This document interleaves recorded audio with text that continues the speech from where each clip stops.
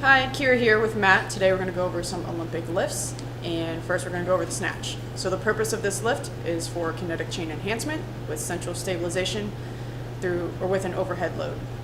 So to translate to sports performance, it enhances the full body connectivity through triple extension, and this translates to the athlete to improve their vertical jump height. All right, now we're going to go over what to look for in the snatch. So I'm going to have Matt get down to the starting position. His hips are going to be slightly higher than his knees. The bar is right over the toes. His back is flat. Neck is neutral. So I'm going to have him come up into the receive. He's going to shrug nice and high straight up. He's going to land hips back, arms straight up. He's going to stand up and bring it back down.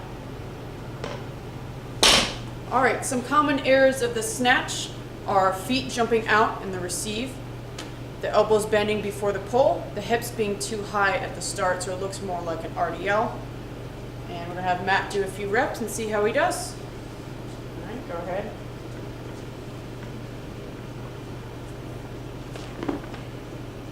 And make sure that bar stays nice and close to you. You're going to shrug up nice and high, elbows up, elbows up. Yep. Core is tight, don't arch that low back.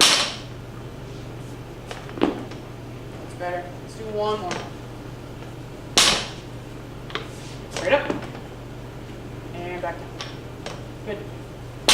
All right, so the snatch is a very beneficial activity for vertical energy transfer. However, most athletes don't have the proper range of motion in the shoulder joint, so this can cause injury in both that joint and the low back.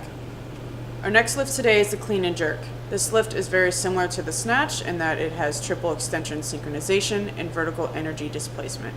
The jerk has rapid hip flexion and extension and moves the body through the full range of motion in both the shoulder and the hip.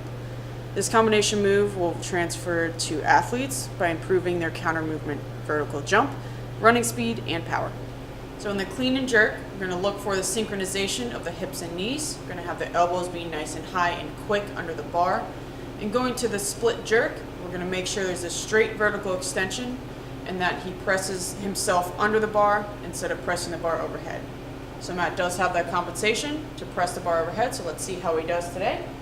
All right, go ahead. Nice high shrug. Pop it up. Notice he steps his front foot back first and then his back foot up to meet it. And make sure that shrug's a little higher.